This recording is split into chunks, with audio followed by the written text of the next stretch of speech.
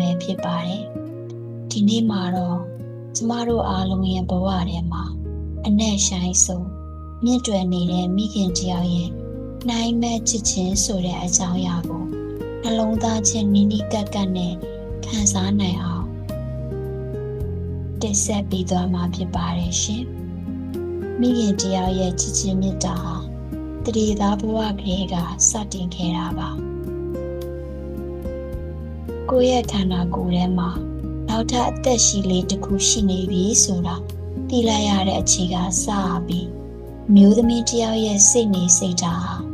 မိခင်စိတ်ဖြင့်ပြောင်းလဲသွားတတ်ပါတယ်။ကိုချင်းစာတာတဲ့ကလေးအတွက်ကောင်းမဲ့အရာကိုရွေးချယ်စားတော့တယ်။ကိုသွားချင်တဲ့နေရာတဲ့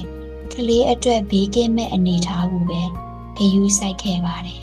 ။ကိုလာလေဆယ်လောက်ပါဆိုတဲ့စကားစုလေးဟာရိုးရှင်းတလို့ထင်ရပေမဲ့အဲ့ဒီရဲ့အခြေအတော်တွင်မှာမိခင်တယောက်ခံစားခဲ့ရတဲ့ပင်ပန်းနှွမ်းနယ်မှုတွေစိုးရိမ်ပူပန်မှုတွေနဲ့ဝေဒနာတွေကတော့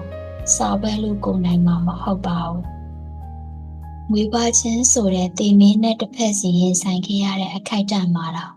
မိခင်တွေဟာကိုယ်အသက်တဲ့သားသမီးရဲ့အသက်ရှင်သန်မှုကိုပဲရှေ့တန်းတင်ခဲ့ကြတာပါ။ကလေးလေးတယောက်လောကကြီးထဲကိုရောက်လာတဲ့အခါမှာလေအမေဆိုတာအေးအေးပြက်ချင်းများစွာနဲ့ဘဝကိုစတင်ရပြန်တယ်။ကလေးငိုတန်းကြားတာနဲ့ပင်ပန်းနေတာတွေကိုမေ့ပြီးချက်ချင်းထွေးပွေးတတ်တာဟာအမေပါပဲ။ကျမတို့ငယ်ငယ်ကဖျားနာတဲ့အခါနေမကောင်းဖြစ်တဲ့အခါမျိုးမှာအမေဟာတညလုံးမျက်တောင်မခတ်ပဲပြုစုပေးခဲ့တာကိုပြန်တွေးကြည့်မယ်ဆိုရင်အဲ့ဒီမြင့်တာဟာဘလောက်တောင်ကြီးမားလိုက်တယ်လဲဆိုတာသိတာပါတယ်။အမေဟာကျမတို့ရဲ့ပရမဇ